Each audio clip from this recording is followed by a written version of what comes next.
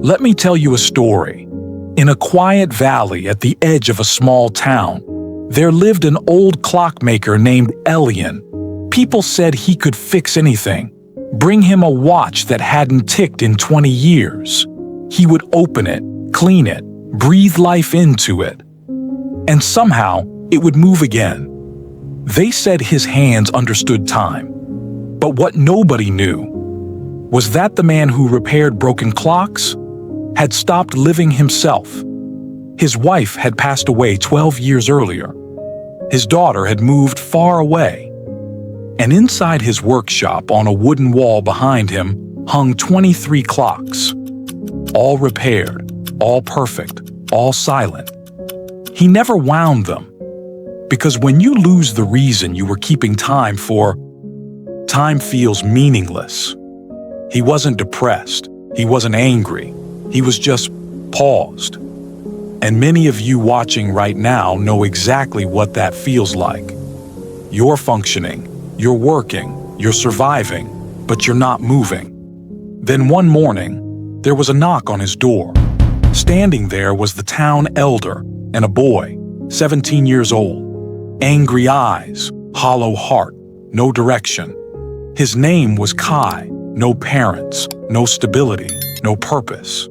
He needs work, the elder said. Elian replied, I am too old for apprentices. And that's when the boy said something sharp. I don't need anyone. And I don't need to learn dead things from a dead man. Now, let me ask you something.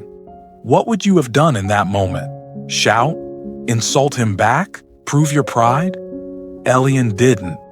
He looked at the boy, and instead of seeing disrespect, he saw pain. Instead of hearing insult, he heard fear. He stepped aside and said just one word, sweep. That was it. Not a speech, not a lecture, an opportunity. And sometimes that's all someone needs. The first week, silence. The boy swept. The old man worked. No deep conversations, no dramatic transformation. Just presence. Then one day, the boy knocked a wooden gear off the table. It cracked. He froze, waiting to be yelled at. Because when life has always punished you, you expect punishment. But Elian calmly placed a new piece of wood and a carving knife in front of him. The boy asked, "You're not going to shout?" Elian said something simple, something powerful. Will yelling fix it? No. Then what purpose would it serve? Listen to me carefully. That right there was the beginning of change. Not because the gear broke, but because someone chose wisdom over ego. Days passed, and one afternoon, Elian slid a broken clock across the table. Fix it. The boy panicked. I don't know how. Elian said, neither did I, at first. And then he said something that changed everything. The clock tells you what it needs, if you are patient enough to listen. The boy tried, failed, tried again, failed again. Hours passed, and then, click, a tiny sound. A gear aligned, and the clock ticked. Do you know what happened next? The boy laughed, for the first time in years. Not because he fixed a clock, but because he realized he wasn't broken. He just hadn't been taught how to listen. Months passed. The angry boy became disciplined. The restless mind became focused. The thief became a craftsman, and something else happened.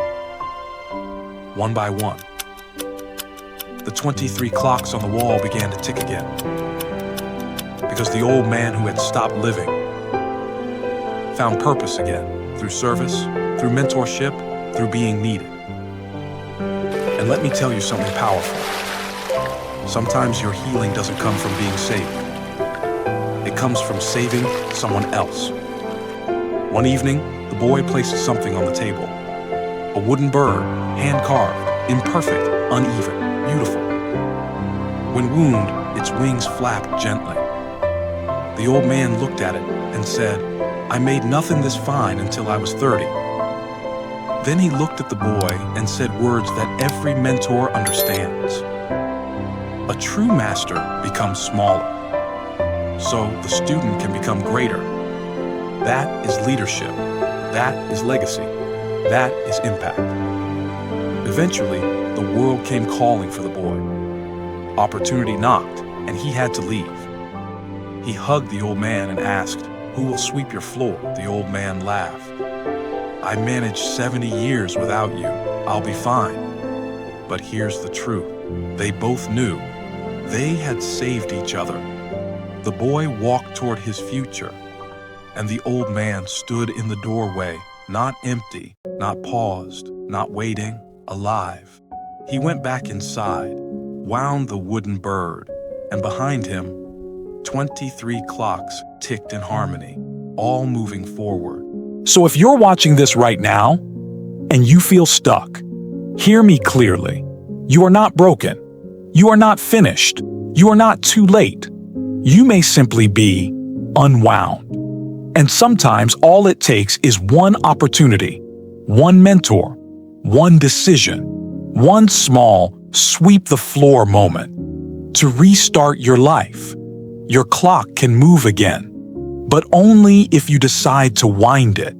This is AlphaMind Studio, and your time is not over.